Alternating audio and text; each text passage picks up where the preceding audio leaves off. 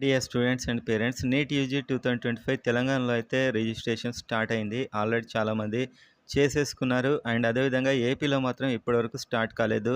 అతి త్వరలో ఎక్స్‌పెక్టింగ్ 1, 2 డేస్‌లో. సో, అది కూడా స్టార్ట్ అవుతుంది.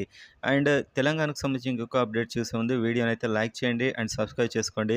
మనకి కౌన్సెలింగ్‌కి సంబంధించిన ఎంటైర్ అప్డేట్స్ మన ఛానెల్‌లో చాలా ఫాస్ట్‌గా ఉంటాయి. అండ్ మీకు పర్సనల్‌గా నా గైడెన్స్ కావాలి, నాతో మాట్లాడుతూ కౌన్సెలింగ్‌లో పార్టిసిపేట్ చేయాలి, కాల్స్‌లో మాట్లాడుతూ అండ్ ఇంకా వాట్సాప్ గ్రూప్‌లో యాడ్ చేసి అంటే కిందున్న నెంబర్‌కి వాట్సాప్ మెసేజ్ ఆర్ కాల్ చేయండి. ఇది పెయిడ్ సర్వీస్ మాత్రమే.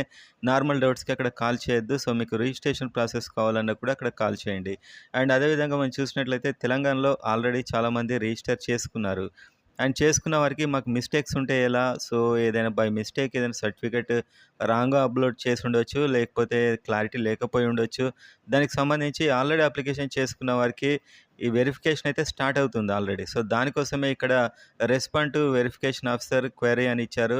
సో, దీంట్లో మీరు ఖచ్చితంగా ఏంటంటే మీరు రిజిస్టర్ చేసుకున్న వారికి లాస్ట్ డేట్ అయిన 25 కాకముందే ఈ వెరిఫికేషన్ స్టార్ట్ అవుతాయి యాక్చువల్‌గా. సో, వాళ్ళు స్టార్ట్ అయ్యి మీ దాంట్లో ఏదైనా మిస్టేక్ ఉంటే మీకు మొబైల్‌కి అండ్ ఈమెయిల్‌కి ఒక మెసేజ్ అయితే వస్తుంది. అందులో ఒక క్వెరీ ఐడీ అయితే ఉంటుంది.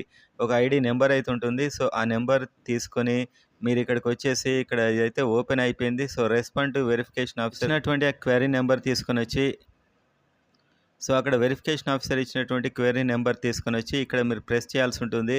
అండ్ ఇక్కడ మీకిది ఓపెన్ అవుతుంది. ఒక విండో అయితే ఓపెన్ అవుతుంది. ఇక్కడ rule number, registration number and query ID and captcha code enter చేసి వాలిడేట్ మీద ప్రెస్ చేస్తే మీకేం మిస్టేక్ ఉందనేది కనిపిస్తుంది. దాన్నెలా ఎడిట్ చేసుకోవాలో, సెట్ చేసుకోవాలో కూడా అక్కడ ఆప్షన్ అయితే ఉంటుంది.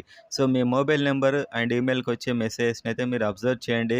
డాక్యుమెంట్స్ ఏమైనా మిస్టేక్ ఉన్నా, క్లియర్‌గా లేకున్నా వాళ్ళైతే ఇది మాక్సిమం డాక్యుమెంట్స్ విషయంలోనే మళ్ళీ అప్‌లోడ్ చేయమని ఇదైతే వాళ్ళు చేస్తారు దాదాపు. మీరు అవన్నీ చెక్ చేసుకుంటూ ఉండండి. అండ్ సక్సెస్‌ఫుల్‌గా ఉన్న వారికి ఏ మెసేజ్ అయితే రాదు. సో, ఎలాంటి మిస్టేక్ లేకపోతే మీకు మెసేజ్ ఎలాంటిది రాదు. ఏదైనా మిస్టేక్ వాళ్ళు ఫైండ్ ఔట్ చేస్తేనే మీకు మెసేజ్ అయితే వస్తుంది.